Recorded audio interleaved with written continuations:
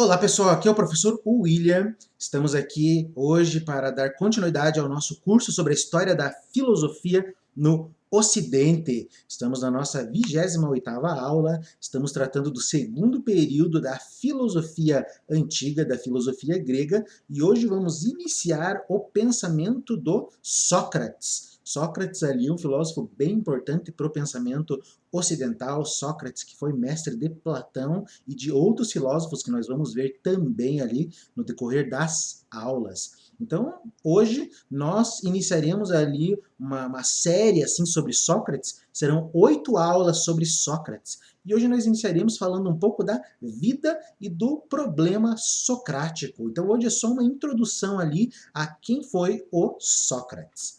Então aqui nós temos um busto que teria pertencido ao Sócrates, não é?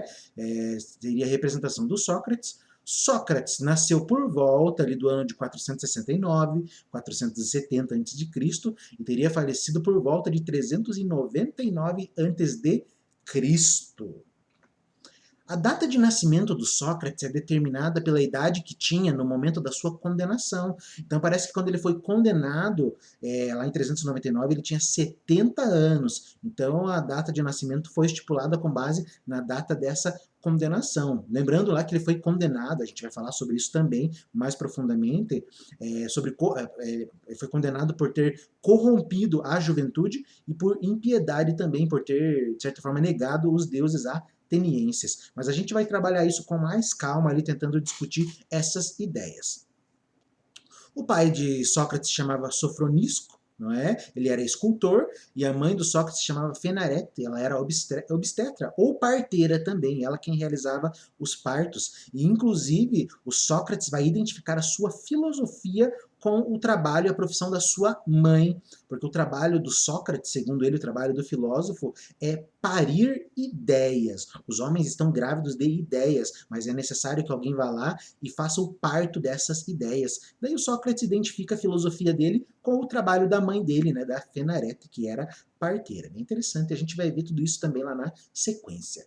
Parece que ele completou em Atenas a sua educação e provavelmente ele teria se dedicado ali na infância, na juventude dele, principalmente à geometria e à astronomia, né? Coisa que estava bem em voga, era bem interessante na época. Provavelmente ele teria sido discípulo de Anaxágoras. Anaxágoras foi aquele filósofo ali pré-socrático que nós vimos nas aulas anteriores. Trabalhamos lá os físicos pluralistas e ecléticos, né? Trabalhamos o Empédocles, depois trabalhamos o Anaxágoras, depois do Anaxágoras trabalhamos o Demócrito. O Anaxágoras foi aquele que determinou que o mundo era composto por aquelas sementes, né, as homeomerias. E parece que o Anaxágoras teria sido o mestre do Sócrates. Mas isso aí é bem discutível, porque parece que o Sócrates passou por diversas fases ali durante a sua vida, né? Parece que ele teve outros professores, e incluindo ele teve, digamos assim, um tempo que ele participou do movimento sofístico, do movimento dos sofistas, né? Então, segundo os relatos, o Sócrates teria passado por diversos movimentos, desde lá do pensamento dos pré-socráticos, a questão cosmológica, depois teria flertado ali com os sofistas e por último teria desenvolvido um pensamento próprio, tá bom? Parece que ele se afastou 3 vezes de Atenas durante a sua vida para cumprir seu dever de soldado. Ele era soldado, ele foi soldado também, e esteve nas batalhas de Potidaia, Délios e Anfípolis. Tá? Então parece que ele participou também como soldado dessas 3 aí, batalhas. Né? Então teria sido o momento que ele se afastou ali de Atenas. O Alcibíades, né, um dos discípulos ali do Sócrates, elogia Sócrates como soldado. Diz que o Sócrates ele era um soldado assim que ele não tinha medo durante a batalha, por mais que eles estivessem ali perdendo, né, todo mundo tivesse com medo, todo mundo tivesse assim, preocupado com o futuro, parece que o Sócrates mantinha uma posição assim, tranquila, serena, e tentava de certa forma ali sempre aconselhar e acompanhar as pessoas ali que estavam ao redor dele. O Alcibiades passa uma boa imagem do Sócrates quanto soldado. O Sócrates se manteve afastado da vida política. O Sócrates ele não chega, digamos assim, a participar de movimentos políticos e na sua filosofia também não se discute política diretamente, não é? Embora Sócrates trate do homem, o problema do Sócrates é o problema humano, não é? Claro que isso vai combinar depois na política, parece que o Sócrates se manteve afastado dessa esfera, digamos assim. Tá? A gente vai ver também outros motivos que levaram ele a se afastar, mas no decorrer das outras aulas. e o Sócrates teria consagrado a sua vida à filosofia. Inclusive, lá no momento da sua morte, da condenação, parece que ele até falou lá para os juízes que estavam condenando ele, que se exortassem ele a parar de filosofar, ele preferia a morte do que parar de fazer a filosofia. Então ele justamente dedicou a vida inteira dele à filosofia. Tá? E o que é a filosofia? E aqui que é interessante, por quê? Porque nós vimos lá nos filósofos anteriores, nos pré-socráticos, nos sofistas, que existia uma concepção sobre a filosofia. Tá? Por exemplo, a gente pega lá os pré-socráticos, pega lá o Heráclito. O Heráclito vai trazer a ideia da filosofia como investigação daquilo que é. Né? Filosofia serve para constatar aquilo que é daquilo que não é. Parmênides vai trazer uma ideia ali de filosofia como uma busca pelo ser, uma busca pela verdade, através da razão. O Sócrates aqui traz uma outra ideia de filosofia, ele renova, digamos assim, o conceito de filosofia. Lembrando que uma das grandes questões ali da filosofia, que é uma questão filosófica também, é tentar dizer o que é a filosofia. Mas durante a história da filosofia no Ocidente, mais de 2.600 anos de filosofia, existem várias definições de filosofia. Cada época, cada tempo, cada pensador vai dar a sua definição de filosofia. E isso mostra a utilidade da filosofia. A filosofia serve para várias coisas. Inclusive, tem pessoas que defendem a inutilidade da filosofia. E a inutilidade da filosofia também seria um ponto positivo, porque significa que a filosofia não serve a nada. A filosofia é livre. Mas isso é uma outra história que a gente vai discutir com o passar do tempo também. Mas o que é filosofia para Sócrates? Para Sócrates, filosofia é o exame de si e o exame dos outros. A filosofia serve para você analisar quem você é. Tem aquela famosa frase que a gente vai discutir também, que o Sócrates sempre falava, né? Conhece-te a ti mesmo, conheça a si mesmo. Então é isso que a filosofia é, de acordo ali com a perspectiva socrática, o exame de si e o exame dos outros também. A filosofia serve para examinar lá no fundo, lá no íntimo do ser humano, lá naquela essência que o Sócrates vai trazer mais para frente, né, já revelando spoiler, que para Sócrates é a alma, a essência do homem é a sua alma. E a filosofia serve justamente para vasculhar essa essência do ser humano, tá bom? Veja como é diferente agora ao questionamento, a utilidade ali da filosofia. Os pré-socráticos analisavam a filosofia a partir de um viés, tentavam trazer a filosofia ali analisando o que é o mundo, o que é o universo, o que é o cosmos. Os sofistas trazem ali a questão da argumentação do homem ali no centro político, no homem como um debatedor que utiliza a palavra, que não tem uma limitação, que não está ligada, digamos assim, diretamente à verdade, que utiliza a retórica justamente para se comunicar, para se expressar. E o Sócrates aqui traz a ideia, uma ideia nova de que filosofia é o exame de si mesmo, é o olhar para si. Tá?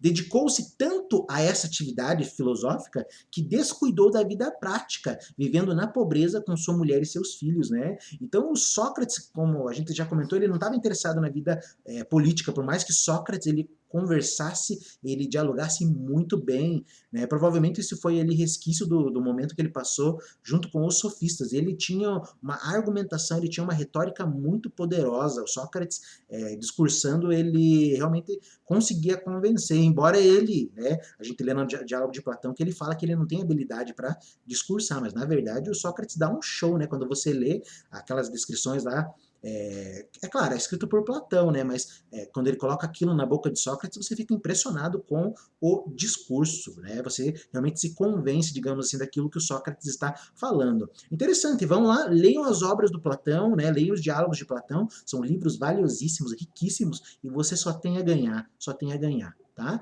Então o Sócrates, apesar de falar bem, discursar bem, não participou da vida política, poderia ter ganhado dinheiro como político, não ganhou, ele se descuidou desse aspecto aí da vida e viveu na pobreza ali com a mulher e com os filhos, a famosa Xantipa, que é a esposa do Sócrates, bem interessante, que vivia brigando com ele, jogando água em cima dele, Também ela pedia para ele no mercado comprar as coisas, daí o Sócrates parava na praça pública e ficava filosofando, daí esquecia de fazer a compra, o mercado fechava e ela ficava brava, Mas enfim, isso também é uma outra história que a gente vai trabalhar mais para frente. Sua figura não possuía a marca que geralmente se faz de outros sábios. Então, quando a gente pensa assim na ideia do sábio, automaticamente nos vem à cabeça uma ideia de como seria o sábio, né? Aquela pessoa que fala uma série de frases que você fica espantada, que você fica admirada, que você fala, meu Deus, como ele é sábio, que homem inteligente. A personalidade do Sócrates era um pouco diferente, ele tinha isso, mas o Sócrates também ele tinha uma outra característica que ele deixava, de certa forma, as pessoas assim, um pouco tensas, né? No sentido que a presença do Sócrates era uma presença notada, justamente por aquilo que ele trazia, aquela bagagem que ele tinha ali, acabava incomodando muitas pessoas, né? Mas era um incômodo assim no sentido positivo, que você fica assim, meu Deus, que homem é esse? Que homem terrível é Sócrates, né? Mas é bem interessante e bem legal. Sua personalidade tinha algo de estranho e inquietante que não passou despercebido por aqueles que o conheceram. Então, todas as pessoas ali que conheceram Sócrates foram marcados por eles de alguma maneira. Tá? Inclusive, nós vamos ver ali os relatos sobre o Sócrates, né? Do Platão, do Aristóteles, do Xenofonte, do Aristófanes também, e a gente vai perceber ali que esse Sócrates, ele marca, porque ele, de certa forma, aquilo que ele traz, os argumentos, as ideias, os questionamentos, eles modificam realmente a maneira de uma pessoa pensar. A pessoa geralmente traz uma ideia pronta, pré-concebida, o Sócrates vai lá e destrói, e a pessoa fica sem chão, fica sem rumo, né? Chega naquele estado de aporia que se diz, né? Que justamente não tem saída. Né? Então a pessoa fica, meu Deus, e agora? O que eu vou fazer da minha vida? Tudo que eu acreditava foi destruído. Então Sócrates ele tinha esse perfil assim, ele deixava as pessoas assim bem desconfortáveis, né? Mas era um desconforto no sentido positivo, né? Isso tem muito a ver com o método socrático também. Sua aparência física se chocava com o ideal helênico da alma sábia, em um corpo belo e harmonioso, né? Tem um filósofo lá, né, contemporâneo lá, o Nietzsche, né? O Nietzsche vai dizer que Sócrates era feio, Sócrates era muito feio. Esse é o primeiro defeito do Sócrates. O Nietzsche vai descer a lenha no Sócrates, mas isso não é assunto para agora. A gente vai falar sobre isso mais para frente, daqui a alguns anos na nossa aula lá sobre o Nietzsche. Mas geralmente é um relato que se traz ali de que Sócrates não seria uma pessoa muito bonita, não, né? Embora beleza, né, para muitas pessoas seja relativa, mas para os ideais helênicos, para os ideais gregos, né, que a gente conhece esses ideais, Sócrates realmente não seria belo, né?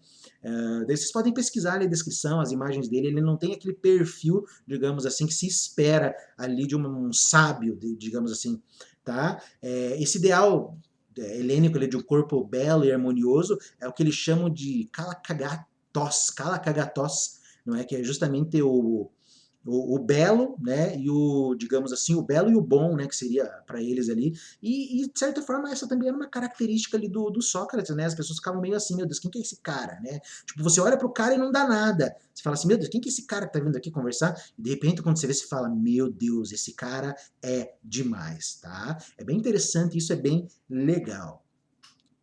Platão o comparava a tremelga, né? Nem eu sabia o que era uma tremelga, fui lá pesquisar.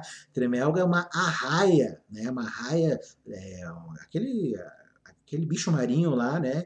E parece que a tremelga é uma arraia lá de Portugal, que ela, digamos assim, ela finca sua cauda ali na sua presa e dá choques, né? Então é uma tremelga, é um bicho ali que dá choque, um bicho marinho que dá choque. Parece que tem bastante lá em Portugal. E o Platão dizia que o Sócrates era isso, tá? Afirmando que ele paralisava as pessoas que chegavam perto dele. Então não tinha como, a presença do Sócrates era uma presença assim que você notava, não tinha como você passar lá por Atenas, lá pela Ágora, você vê o Sócrates lá, você não tem como você passar direto, não. Você vai ficar hipnotizado, você vai ficar paralisado ali quando você é tocado pelo Sócrates. O Sócrates provocava a dúvida e a inquietude naqueles que se aproximavam dele. E essa é uma atitude socrática que irritava muitas pessoas, porque as pessoas chegavam e falavam assim: eu sou inteligente, eu conheço as coisas. Porque naquela época a inteligência era um valor, ser inteligente era uma coisa boa, as pessoas queriam ser inteligentes. Não é igual na sociedade de hoje que as pessoas se vangloriam por serem idiotas, né? Não, naquela época não. Naquela época as pessoas, se você falasse que alguém era idiota, era burra, a pessoa ficava ofendida. Como? Como assim? Não, jamais. As pessoas queriam ser inteligentes, elas queriam ter cultura, tá? E o Sócrates, o que ele fazia? Ele mostrava que essas pessoas ali que chegavam, digamos assim, com a sua inteligência, ele mostrava que aquilo ali nada mais é do que uma grande ilusão. O Sócrates destruía, demolia, né, a crença, as ideias ali preconcebidas da pessoa, e isso acabou irritando muita gente, por isso que Sócrates foi condenado à morte, porque o Sócrates estava irritando ali muitas pessoas que acabavam se achando, digamos assim, e o Sócrates falava, ó, tá vendo, você não sabe de nada, né? Você não sabe de nada. Mas o Sócrates não fazia isso por maldade, não era por maldade. Não pensa que ele fazia assim porque ele queria destruir a pessoa, não. Porque é justamente esse o significado da filosofia do Sócrates. É o exame de si e do outro. É importante que as pessoas fundamentem seu conhecimento sobre uma verdade. E o que o Sócrates queria fazer era mostrar que aquelas verdades que a pessoa seguia, né, na verdade não eram verdades assim construídas em bases tão sólidas. Então era necessário que a pessoa sempre tentasse ali, de certa forma, adquirir conhecimento. Até porque um dos grandes problemas de quem se acha inteligente é pensar assim, eu não preciso aprender mais nada, porque eu já sei tudo. E o Sócrates mostrava, não, você tem muito a aprender ainda, você não sabe nada. Né? Aí que entra a história do só sei que nada sei. Mas não vou comentar sobre isso nessa aula. Então, você tem muito a aprender ainda, não é só porque você sabe alguma coisa que você vai parar de estudar. Muito pelo contrário, você tem que ir refinando esse conhecimento, tá bom?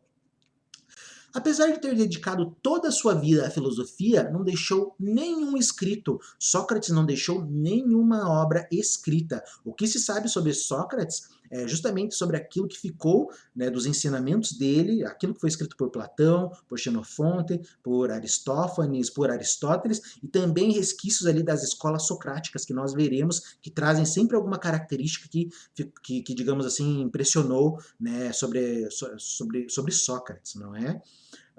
Então é essa a ideia. Mas por que Sócrates não escreveu? Ele não quis escrever, ele não sabia escrever, por que ele não deixou nenhum escrito? Então, até onde se sabe, ele não deixou nenhum escrito justamente porque isso tem a ver com o pensamento filosófico do próprio Sócrates. É justamente a sua atitude filosófica que não permitia com que ele escrevesse. Mas como assim?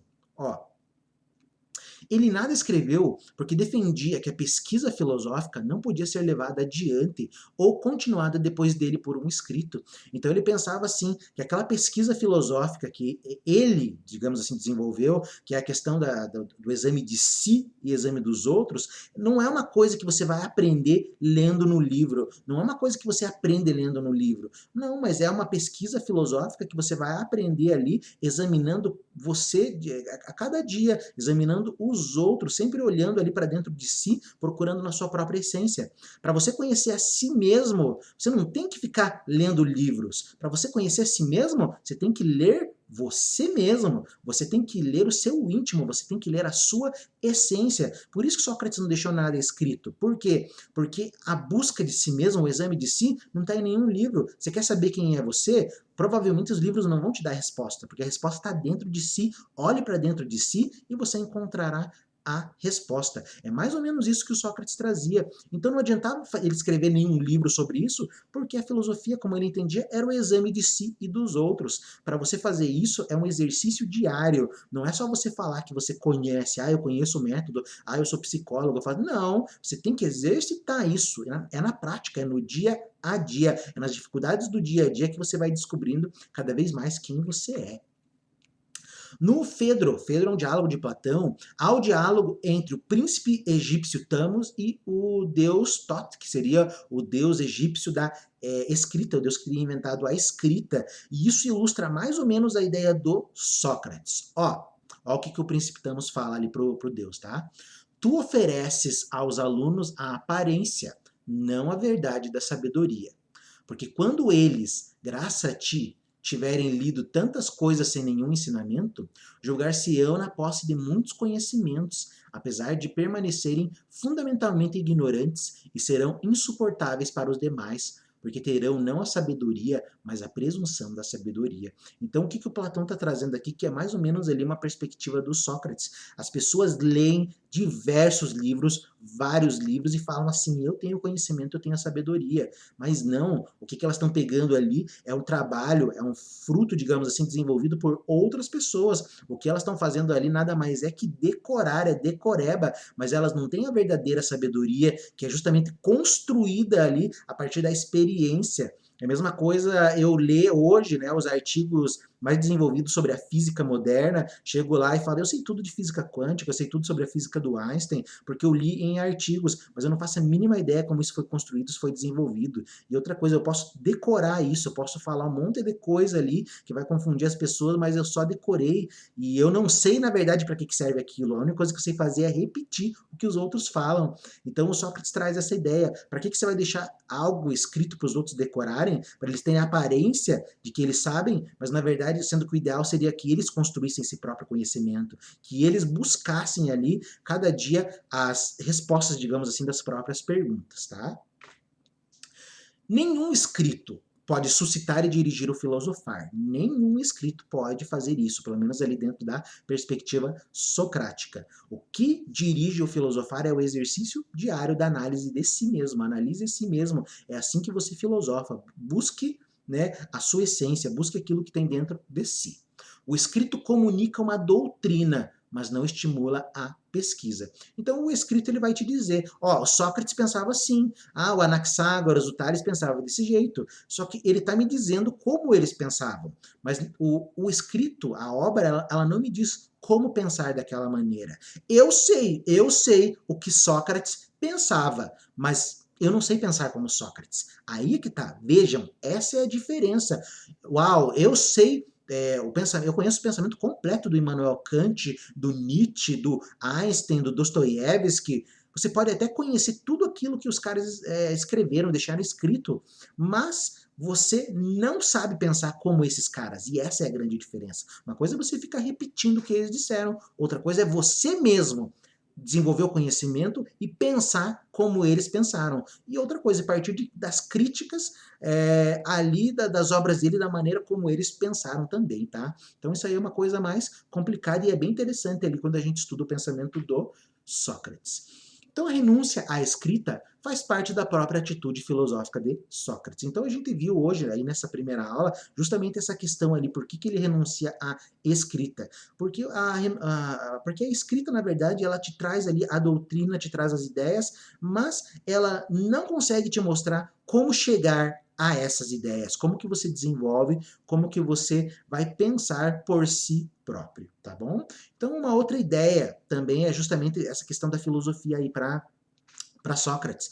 Não é num livro que você vai aprender quem você é justamente analisando a si mesmo. Eu não vou encontrar um livro que vai falar assim, ó, o William dos Santos Godoy é assim, para você ser feliz você vai ter que fazer isso, isso, aquilo. Não, não vou encontrar isso num livro. Eu vou encontrar somente dentro de mim, me estudando, me analisando a cada dia, que eu vou poder entender o que é o melhor para mim, justamente também através dos erros e dos acertos, é que eu vou entendendo ali o que seria o melhor para minha vida, para minha existência e para as pessoas que eu amo também. Então a filosofia para o Sócrates é justamente isso, é um exame de si e também um exame dos outros, ok? Então, fazendo um resumão aí da nossa aula, primeira aula sobre o pensamento do Sócrates. Então, hoje nós trouxemos um pouquinho ali da vida do Sócrates, né? O pai do Sócrates era escultor, a mãe dele era parteira, e o Sócrates vai identificar a sua arte, a sua filosofia como a arte de uma parteira. Por quê? Porque, segundo Sócrates, os homens estão grávidos de ideias, mas é necessário que alguém chegue lá para fazer o parto dessas ideias. É justamente o que Sócrates vai fazer. O Sócrates vai parir ideias da cabeça dos homens. Também trouxemos ali o problema da escrita. Por que o Sócrates não deixou nada escrito?